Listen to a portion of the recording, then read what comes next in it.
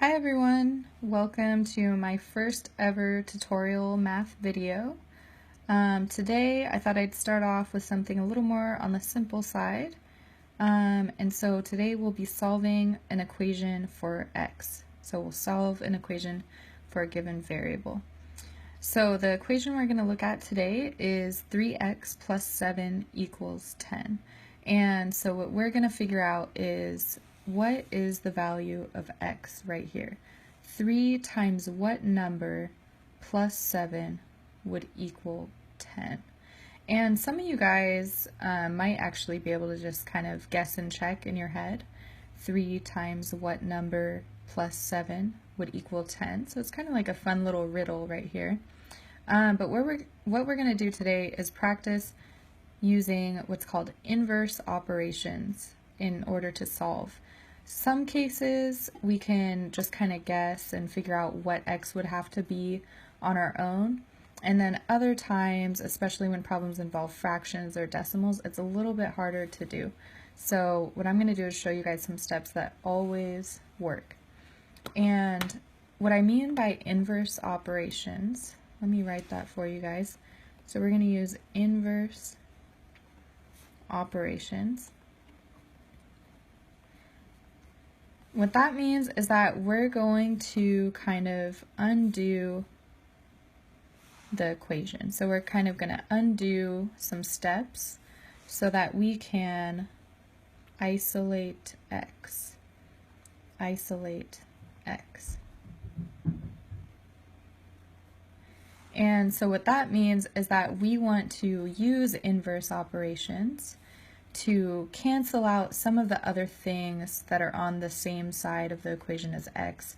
So in this case, we're going to want to get rid of 7 somehow, and we're going to get rid of the 3 somehow, so that we're left with just x on one side of the equation.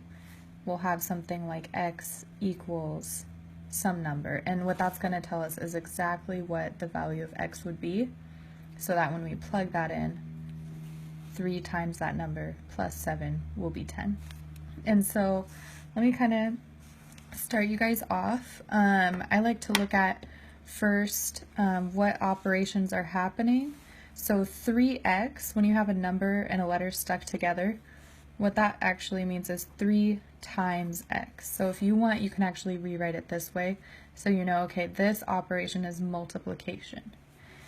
3 times x plus 7 equals 10.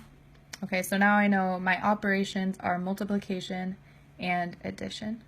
And so what I'm going to do is use inverse operations to undo these so that I can get x by itself. So the first inverse operation that I'm going to do is subtraction. And the reason for that is because the opposite of adding 7 would be to subtract 7. And equations are kind of like balancing scales. If you take something off of one side of the balancing scale, in order to keep it even, you have to take the same thing off of the other side. That way everything remains balanced. So if I subtract 7 from this side of the equation, I have to subtract it from the other side as well. And I've seen what helps a lot of people is to draw a line through the equal sign. And what that does is visually help them with what each side of the equation is. So here's the left side of the equation over here. Here's the right side of the equation over here. And what that does is prevent a lot of people from subtracting 7 here and then subtracting 7 over here. That would be incorrect because you'd be subtracting 7 twice on the left side. What you want to do is subtract 7 from this side and from this side over here. So what we're going to do first is 7 minus 7, and that's actually just 0. So 7 minus 7 is 0. That actually becomes 0, so we can cancel that out. And what we're left with over on this side is the 3 times x, which is exactly what we want. We want to start getting x all by itself. And on this side, we'll do 10 minus 7, which is 3. Okay, so we're one step closer to isolating x, or getting x by itself. So next what we're going to do is the inverse of multiplication. And the inverse of multiplication is division. So what we're going to do is divide 3 on both sides. And so 3 divided by 3, it doesn't necessarily cancel, like it's not necessarily 0. 3 divided by 3 is actually 1. 3 divided by 3 is 1. But 1 times x, or 1 times any quantity, is just itself.